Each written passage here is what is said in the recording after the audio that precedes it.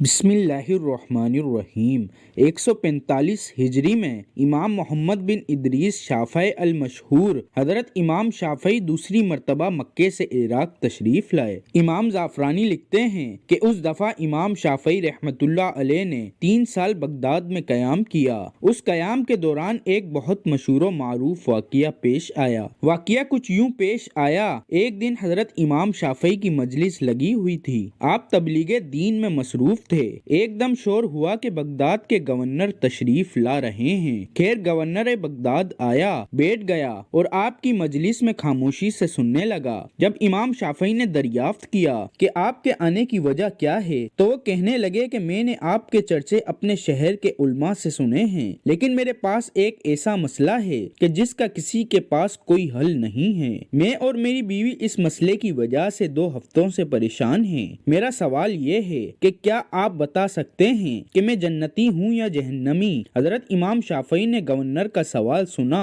اور مسکرا کر کہنے لگے: گورنر صاحب، کیا آپ مجھے اپنا پورا مسئلہ بتائیں گے؟ گورنر فوراً بول اٹھا: حضرت، میں نے یہ سوال جس بھی عالم سے پوچھا ہے تو ہر ایک نے یہی جواب دیا کہ یہ ایک ایسا سوال ہے کہ جس کا کوئی بھی جواب نہیں دے سکتا، جبکہ میرا مسئلہ اس سوال کے جواب کے بغیر حل نہیں ہو سکتا۔ گورنر اپنے مسئلے کو تفصیل سے بیان کرتے ہوئے کہنے لگا: حضور والا، بات یہ ہے کہ 2 ہفتوں پہلے ایک خوبصورت رات میں اور میری بیوی پیار و محبت کی باتوں میں مگن تھے۔ ہم خوب ہنسی مذاق کر رہے تھے۔ پھر ایک بات پر میری بیوی مجھ سے روٹھ گئی۔ تھوڑی دیر کے بعد میں نے اپنی بیوی سے صحبت کرنی چاہی۔ ابھی میں نے اسے ہاتھ ہی لگایا تو میری بیوی کہنے لگی: پیچھے ہٹ او جہنمی، آج مجھے ہاتھ مت لگانا۔ بس میرا یہ سننا تھا کہ میرا پارا غصے سے آسمان چھونے لگا کہ میری بیوی مجھے میرے شرعی حق سے کیسے روک سکتی ہے، کیونکہ مجھے حضور نبی کریم صلی اللہ علیہ وآلہ وسلم کی یہ حدیث یاد تھی کہ جب کوئی مرد اپنی بیوی کو حاجت کے لیے بلائے تو وہ ضرور اس کے پاس جائے، چاہے وہ تندور پر روٹی بنا رہی ہو۔ اس لیے جیسے ہی میں نے اپنی بیوی کے یہ الفاظ سنے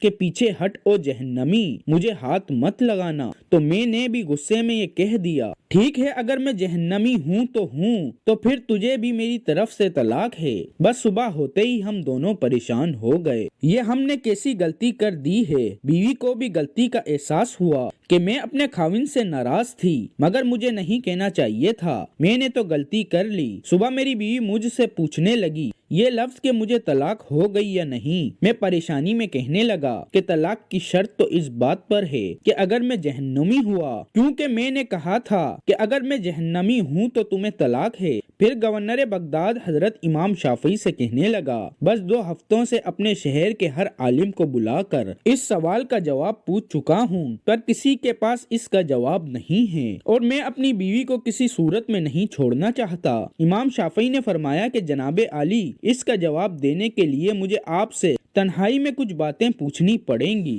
اس نے کہا کہ ٹھیک ہے۔ چنانچہ امام شافعی نے خاوند سے کہا: مجھے زندگی کا کوئی ایسا واقعہ بتاؤ کہ جس میں آپ گناہ کرنے کا موقع رکھتے ہوں، گناہ کرنا آپ کے لیے آسان ہو، مگر اللہ کے ڈر کی وجہ سے آپ نے اپنے آپ کو بچا لیا ہو۔ گورنر کافی سوچنے کے بعد کہنے لگا: ہاں، ایک دفعہ ہمارے قریبی شہر میں قحط پڑا تو وہاں سے لوگ بغداد آتے تھے اور میں ان کو اناج دے دیتا تھا۔ اسی طرح ایک دن نہایت خوبصورت عورت اپنے بچوں کے لیے اناج لینے پہنچ گئی۔ مجھے وہ اس قدر اچھی لگی کہ میں اسے تنہائی میں لے گیا اور اسے کہا کہ اناج صرف اس صورت میں ملے گا کہ پہلے میری خواہش پوری کرو۔ وہ کوئی نیک باز اور اللہ کی پیاری تھی۔ وہ کہنے لگی: اگر تمہیں یہ بات کرتے اللہ سے حیا نہیں آئی تو مجھے تو آتی ہے نا، میں ہرگز یہ کام نہ کروں گی۔ مجھے یہ سن کر غصہ آ گیا۔ میں نے محل کے تمام دروازے بند کر دیے۔ جب وہ بے بس ہو گئی تو کہنے لگی کہ اے حاکم، اللہ سے ڈر، اس کی پکڑ بہت سخت ہے۔ اس کے یہ الفاظ سیدھے میرے دل میں جا لگے۔ میری آنکھوں سے ندامت کے آنسو بہنے لگے۔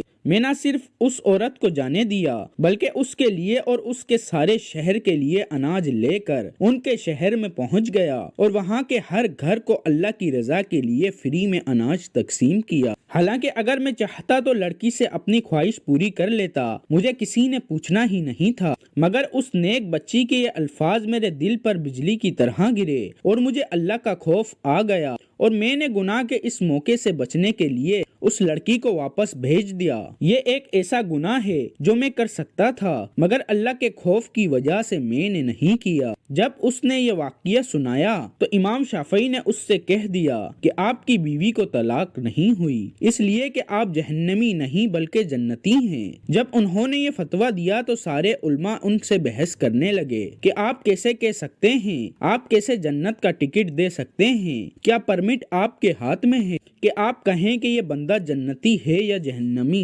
آپ نے فرمایا کہ فتویٰ میں نے اپنی طرف سے نہیں دیا، بلکہ یہ فتویٰ اللہ نے قرآن مجید میں خود عطا فرمایا ہے۔ قرآن کی آیت ہے، اور جو شخص اپنے رب کے سامنے کھڑا ہونے سے ڈرا اور اس نے اپنے نفس کو خواہشات میں پڑنے سے بچا لیا، پس اس کا ٹھکانہ جنت ہوگا۔ اللہ نے چونکہ فرما دیا، لہٰذا میں فتویٰ دیتا ہوں کہ اس کبیرہ گناہ سے بچنے کی وجہ سے یہ بندہ قیامت کے دن جنت میں داخل ہوگا۔ اس کے بعد حضرت امام شافعی رحمۃ اللہ علیہ پورے مجمع سے کہنے لگے کہ آج سے یہ مسئلہ یاد کر لو، بے شک بیوی اپنے شوہر کو بنا کسی شرعی عذر کے منع نہیں کر سکتی۔ شرعی عذر میں ایام حیض، بیماری یا شوہر کا حد اعتدال سے زیادہ ہم بستر ہونا کہ جس کی بیوی میں طاقت نہ ہو۔ رہی طلاق کی بات تو بیوی کے منع کرنے سے طلاق نہیں ہوتی۔ بخاری و مسلم شریف کی حدیث ہے، رسول اللہ صلی اللہ علیہ وآلہ وسلم نے فرمایا، جس کسی شوہر نے اپنی بیوی کو اپنے بستر پر بلایا اور وہ نہ آئی، پھر اسی غصے میں اس نے رات گزاری، تو صبح تک سارے فرشتے اس عورت پر لعنت کرتے رہتے ہیں۔ دوستوں، آج کے اس جدید دور میں جہاں گناہوں کا بازار خوب گرم ہے، گناہ کرنا بے حد آسان ہو چکا ہے۔ جو بچہ یا بچی اپنے آپ کو پاک دامن رکھے اور دعوت گناہ کو ٹھکرا دے تو یقیناً جنت اس کا مقدر ہوگی۔ اللہ پاک ہم سب کو پاک دامنی والی زندگی گزارنے کی توفیق عطا فرمائے۔ اگر کوئی گناہ سرزد ہو گیا ہو